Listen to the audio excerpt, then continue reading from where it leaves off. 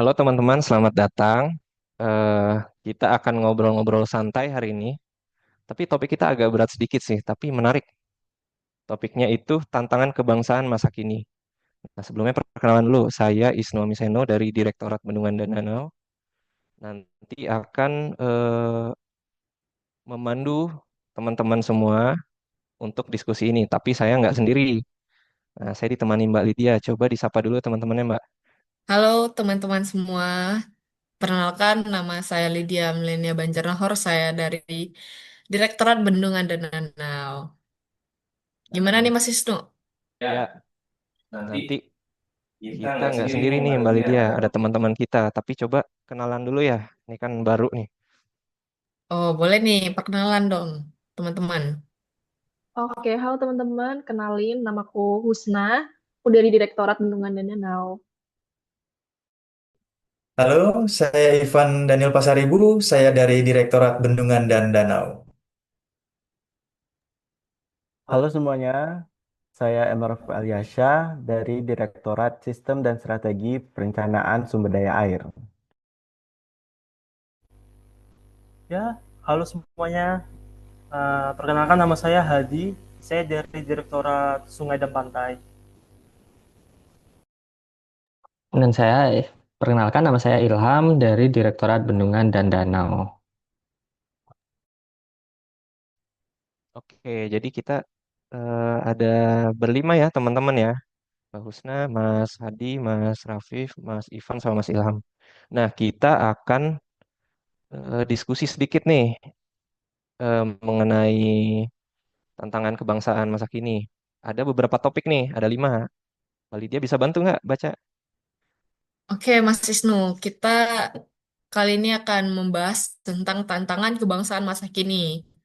Eh, Materinya, eh, tantangannya kita buat jadi 5 aja nih. Yang pertama ada geopolitik global, yang kedua ada ideologi dan Pancasila, yang ketiga ada demokrasi dan distrust publik, yang keempat ada kesenjangan sosial ekonomi, dan yang terakhir adalah teknologi dan media sosial, Mas. Nah, itu ya, ada 5 ya. Kedengarannya agak berat sih, tapi coba nanti kita ngobrol santai aja deh. Yang pertama itu geopolitik global. Em, apa? Belakangan ini kita ngomongin isu belakangan ini deh.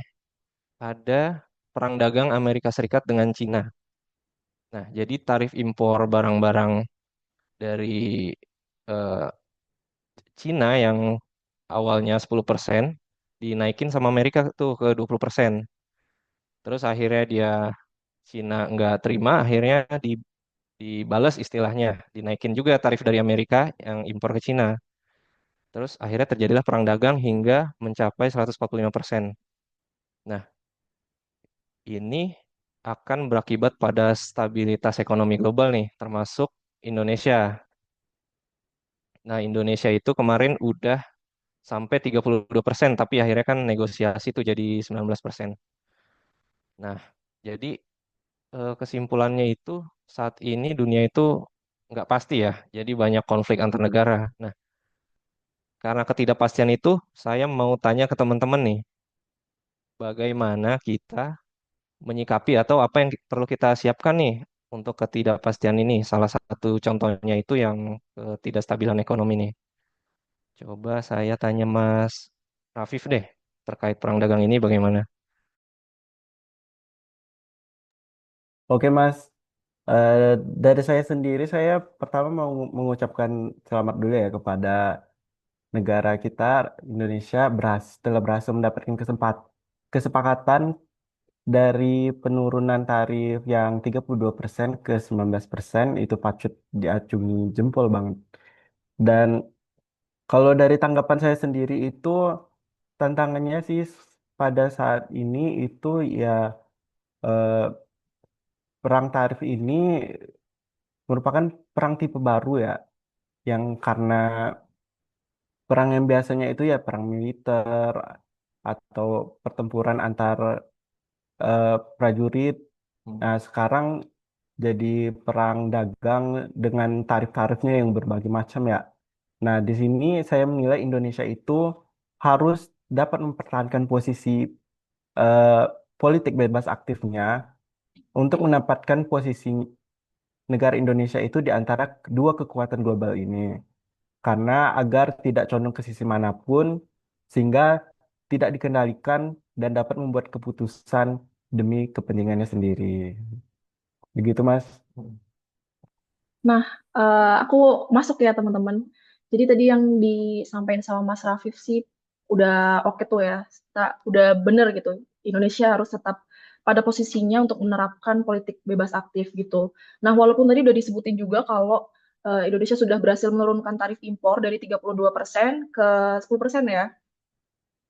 Itu tapi kan itu tidak menutup kemungkinan gitu kan kalau di masa depan tuh hal-hal kayak gitu bisa terjadi lagi gitu. Jadi kita tetap harus punya eh, rencana untuk mitigasi gitu. Salah satunya ya dengan memperkuat kemandirian ekonomi gitu ya kan. Tadi kalau dengan tarif impor naik, otomatis aktivitas impor dari kita tuh bakalan terganggu gitu lah. Jadi kita perlu mulai menyiapkan mitigasi berupa diversifikasi komoditas impornya. Jadi ketika hal-hal tersebut terjadi, kita bisa meminimalisir resikonya. Kurang lebih gitu sih kalau dari aku. Oke, makasih Mas Rafis dan Mbak Husna. Jadi saya garis bawahi ya. Jadi eh, mitigasi untuk tantangan geopolitik global ini itu yang pertama menjaga stabilitas politik ya, menjaga politik bebas aktif. Kemudian yang kedua itu memperkuat kemandirian ekonomi. Nah, maksudnya memperkuat kemandirian ekonomi itu berarti kita ini ya bisa provide sumber daya alam sendiri, mengelolanya sendiri, kemudian hingga kita jadi eh, bangsa yang mandiri gitu ya berarti maksudnya. Ya, betul, betul. Dan menyiapkan juga komoditas ekspor lain biar memitigasi untuk antisipasi kalau eh, komoditas yang satu ini terganggu akibat peristiwa perang dagang tersebut. Gitu. Ya, ya, setuju, setuju. Jadi gitu ya. eh Mungkin clear ya untuk yang geopolitik global ya. Kita ada topik lain nih, ideologi dan Pancasila nih. Nah, Mbak Lydia, kita ada isu apa nih? Ideologi dan Pancasila nih. Untuk isu ideologi dan Pancasila, pasti kalau udah mendengar tentang ideologi dan Pancasila, pasti orang berpikir tentang adanya eh, warga kita yang ingin merdeka, seperti adanya gerakan Aceh Merdeka dan organisasi Papua Merdeka, yang isu ini masih saja menjadi subjek perhatian dalam forum PBB terkait isu HAM. PBB juga dapat memberikan tekanan pada pemerintah Indonesia untuk menghormati hak asasi manusia dan melindungi hak-hak masyarakat Aceh dan Papua, termasuk hak untuk menentukan nasibnya sendiri. Kalau menurut Mas Ilham nih, gimana nih Mas Ilham tentang isu ini, Mas? Pas banget ya, aku kebetulan juga concern lah sama isu-isu ideologi Pancasila ini. Yang paling utama sih saya ingin nyorotnya itu dari latar belakang Indonesia. Kita itu kan memang ada beberapa kepulauan, tapi akhirnya itu jadi satu, NKRI dulu itu. Latar belakang kita kan juga banyak tuh, mulai dari ada kerajaan, terus ada BPUPKI, ada PPKI, semuanya itu akhirnya menjadi satu gitu. Nah, mereka bisa bersatu karena apa? Karena adanya Pancasila pada waktu itu. Nah, terus juga Pancasila ini kan juga sudah kita gaungkan ke PBB sebetulnya. Dan bahkan itu Indonesia itu sebenarnya pernah loh nggak menjadi anggota PBB. Yang artinya itu ya ini bukan suatu keresahan yang besar lah sebagai bangsa kita. Tapi perlu kita tetap perhatikan. Kita coba untuk mengapproach oknum-oknum ini. Terus kita atasi dengan mediasi. Baik maupun hal lainnya lah yang istilahnya itu bisa meredam isu-isu seperti ini. Kalau berkaca ke gerakan Aceh Merdeka kan bahkan gubernur Aceh yang sekarang itu dulu adalah Panglima Gam loh. Jadi itu menarik banget ya. Intinya itu ya rekonsiliasi itu jadi kunci lah buat kita semua ya, maupun nanti GAM maupun OPM untuk mendapatkan jalur tengahnya gitu.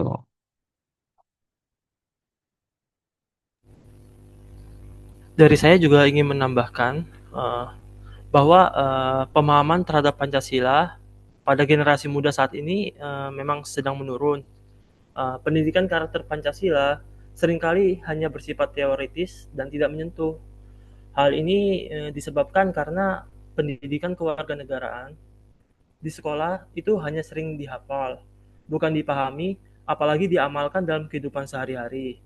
Kemudian generasi muda saat ini lebih terpapar nilai-nilai global melalui Netflix, TikTok, ya, ataupun YouTube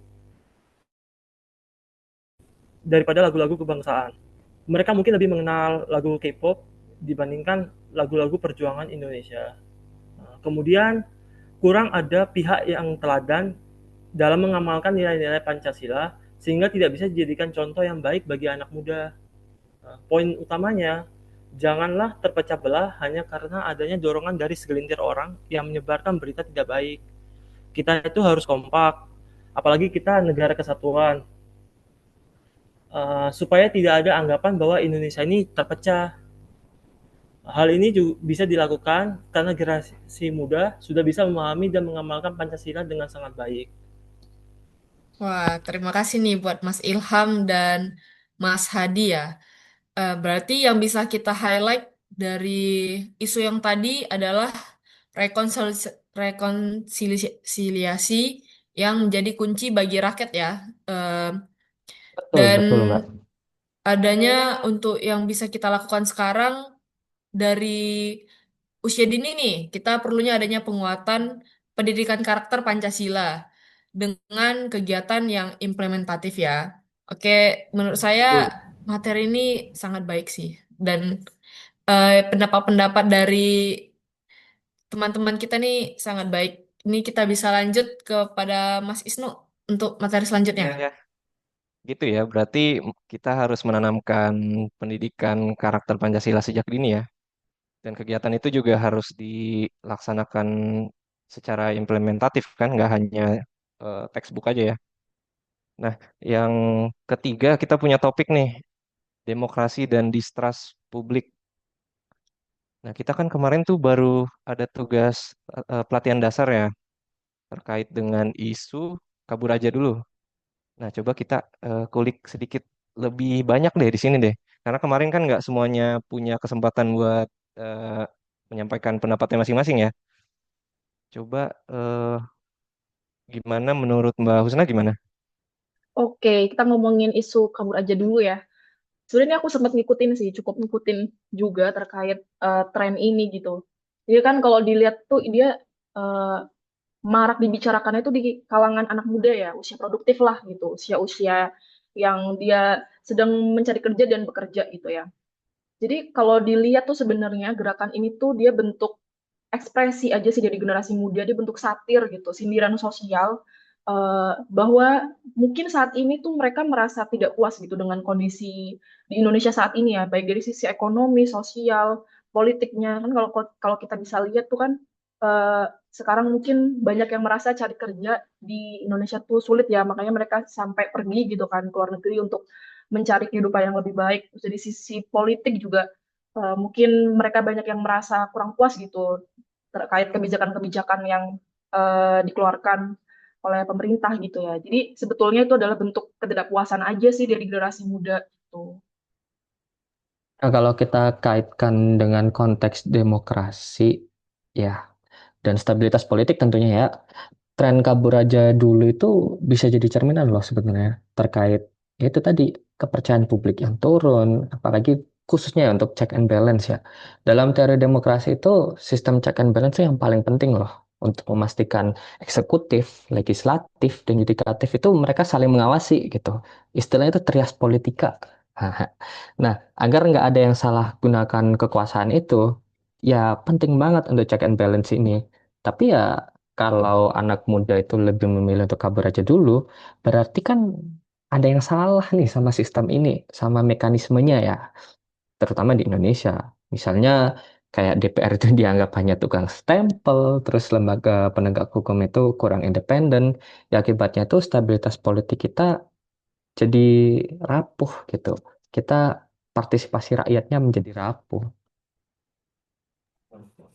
Nah, dan makanya tren ini harus kita baca sebagai alarm, sebagai peringatan bagi kita, bagi bangsa ini, jangan sampai apatisme publik dibiarkan tumbuh. Kita terutama sebagai CPNS harus berperan menjaga kepercayaan masyarakat itu. Nah, caranya dengan menunjukkan bahwa negara masih bisa hadir, birokrasi masih bisa bersih, dan aspirasi masyarakat punya ruang di negeri kita ini. Kalau checks dan balance berjalan dengan sehat, stabilitas politik juga akan lebih kuat. Dan tentunya rakyat tidak merasa perlu kabur dari keadaan atau masalah yang sedang terjadi di negara ini.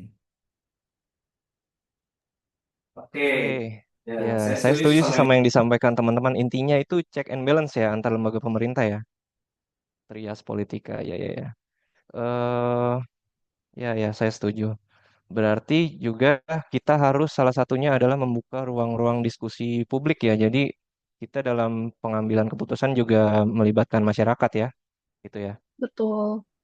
Hmm, oke, itu untuk topik ketiga kita tuh, demokrasi dan distrust publik. Yang keempat apa nih Mbak Lydia nih? Yang keempat, kita akan membahas tentang kesenjangan sosial ekonomi. Tadi dibahas kan adanya alasan kabur aja dulu itu mengenai ketidakpastian ekonomi di Indonesia. Ternyata Hmm, masih ada kesenjangan sosial ekonomi yang dibuktikan dengan adanya data dari Bank Dunia menunjukkan bahwa 60,3% tenaga kerja di Indonesia masih bekerja di sektor informal dengan produktivitas yang rendah. Sementara ada data dari BPS mencatat tingkat kemiskinan di Indonesia itu adalah 8,57%. Nah, dengan adanya data ini gimana nih menurut Mas Ivan?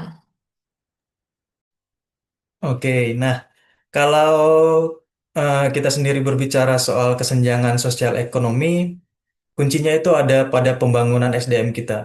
Karena tanpa SDM yang berkualitas, program ekonomi itu hanya akan dinikmati oleh kelompok tertentu saja. Nah, data dari Bank Dunia yang menunjukkan 60,3% tenaga kerja Indonesia masih bekerja di sektor informal dengan produktivitas rendah, sementara BPS mencatat tingkat kemiskinan berada di 8,57% dan itu tergolong yang tinggi. Nah, angka ini menjelaskan kenapa jurang antara kaya dan si miskin masih terasa lebar. Dan untuk itu, untuk membangun citra positif bangsa, kita perlu mendorong kebijakan yang menekankan peningkatan kualitas pendidikan dan keterampilan dalam bekerja. Nah, pendidikan yang merata itu akan membuka akses sendiri bagi masyarakat miskin untuk bisa naik ke kelas ekonomi yang lebih stabil, lebih tinggi lagi. Nah, selain itu, pelayanan publik yang adil, pemberdayaan UMKM, dan akses kesehatan yang merata juga harus menjadi prioritas kita semua untuk bangsa yang lebih maju pastinya. Mantap Bang Ipan. Saya sih sepakat banget ya sama apa yang disampaikan sama Bang Ipan ini. Jadi memang ya kita itu ada ya beberapa perbedaan-perbedaan data lah sebenarnya itu. Tapi pada prinsipnya sih kita ya peran kita sebagai CPNS itu ada di implementasinya nih. Jadi kita kan udah menjadi bagian ya part of the system bahasanya tuh. Nah, kita ingin memastikan program pemerintah itu nggak hanya cuman di atas kertas aja tanda tangan kan kita lihat banyak demo MOU tapi betul-betul harus dirasakan dengan rakyat. Nah, dengan gitu kesenjangan tuh bisa kita persempit, terus rasa keadilan sosial terjaga dan juga yang paling penting ya kepercayaan masyarakat terhadap negara itu juga meningkat. Jadi data-data tadi itu bisa kita kalau yang Bank Dunia kita turunkan datanya supaya semuanya itu bekerja di sektor formal dan produktivitas tinggi, sedangkan kalau yang BPS itu kita turunkan lagi tuh datanya, jangan cuma 8%, kalau bisa 0% gitu. Berarti 0% seperti ikornya PU ya Bang, Itu 608. Nolnya cocok gitu ya. mengentas kemiskinan. Oke. Berarti kemiskinan dan ketimpangan pendidikan ini masih jadi tantangan besar ya untuk eh, yang menimbulkan kecemburuan sosial dan menurunkan kepercayaan publik terhadap pemerintah. Tadi saya dengar ada solusi yang sangat baik nih, pendidikan dan pelatihan kerja yang merata dan berkualitas. Mungkin itu yang paling mungkin lah yang bisa kita lakukan. Tapi kita sebagai CPNS juga punya peran yang sangat krusial, yaitu memastikan bahwa program pemerintah tidak hanya indah dalam perencanaan, tetapi benar-benar dapat dirasakan manfaatnya oleh seluruh lapisan masyarakat. Oke, ini ada materi terakhir yang nggak kalah menarik nih. Gimana nih, Mas Isnu? Materi terakhir itu topiknya tentang teknologi dan media sosial ya. Kita mau bahas dari ini deh, penggunaan media sosial. Jadi media sosial itu sebenarnya bisa membantu kita dari berbagai hal, tetapi juga kita harus hati-hati nih. Jangan sampai karena media sosial itu terjadi hal-hal yang tidak kita inginkan. Salah satunya itu adalah pecahnya persatuan kita. Nah, buzzer, kalau Mas Mbak tahu buzzer, itu yang lagi rame di sosial media tuh kadang menyampaikan hal-hal yang sifatnya negatif. Sebenarnya hal-hal di media sosial tuh nggak hanya yang positif ya, jadi ada yang negatif juga. Nah, sebenarnya bagaimana sih kita, upaya kita untuk menyikapi adanya penyebarluasan konten-konten negatif tersebut? Saya mau tanya ke teman-teman nih, gimana? Mas Rafif deh, Mas Rafif. Baik, Mas.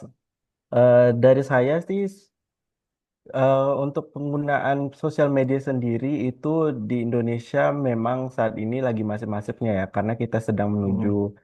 tahun 2045 Indonesia emas ya, di mana Ya, itu mm-mm. jumlah penduduk produktif akan lebih banyak daripada jumlah penduduk yang sudah di usia renta. Nah, di sini saya melihat teknologi bot itu yang seharusnya digunakan untuk membantu kita mengolah data, malah digunakan oleh buzzer-buzzer ini untuk menekankan engagement atau interaksi dari konten-konten yang bisa dianggap itu me- memecah antar anak bangsa gitu ya. Jadi itu kan ya mungkin dari jumlah kejadiannya setiap hari itu ada terus. Jadi itu kalau dari saya perlu ditekankan sih pendidikan dan pengajaran bagi anak-anak terutama di usia dini karena kan pengguna sosial media di Indonesia itu memang dari eh, populasi di Indonesia yang masih usia produktif ya. Jadi dari sini saya itu menekankan perlu peran dari berbagai pihak seperti bimbingan orang tua dan kebijakan dari pemerintah. Mungkin itu Mas. Nah, ada lagi nggak dari teman-teman nih terkait dengan buzzer ini nih? Saya setuju dengan pendapat dari Mas Rafif terkait buzzer dan bot ini. Selain itu juga diperlukan peran dari pengembang platform sosial media dan pemerintah dalam menangani bot dan buzzer ini.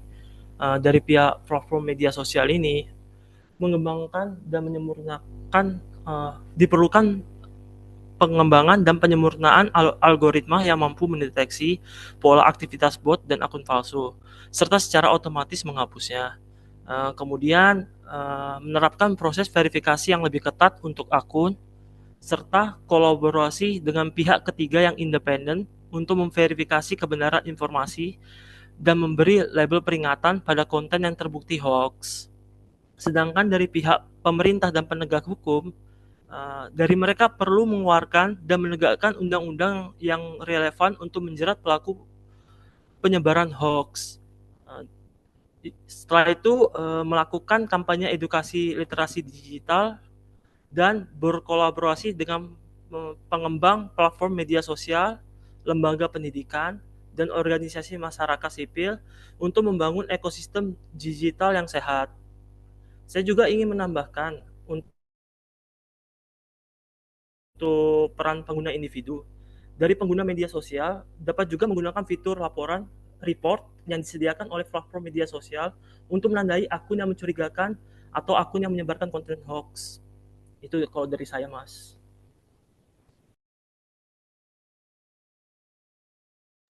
Oke, Mas Hadi dan Mas Rafif, terima kasih. Jadi itu ya untuk media sosial kita harus hati-hati ya upayanya itu kalau dari Mas Rafif tuh tadi pendidikan sejak dini ya. Jadi itu kita ditanamkan dari saat masih kecil, jadi saat sudah dewasa tuh udah paham ya mana konten yang baik, mana yang harus difilter kembali. Kemudian dari Mas Hadi tadi menekankan tentang penguatan ketertiban lalu lintas internet ya tadi, gitu ya. Ya benar, Mas. Ya kurang lebih gitu. Ya jadi kita juga sebagai ASN tuh jangan kalau kita lihat di internet jangan tiba-tiba langsung reaktif. Jadi kita harus memfilter juga ya. Nah, itu yang harus kita tekankan ke anak-anak generasi sekarang ya.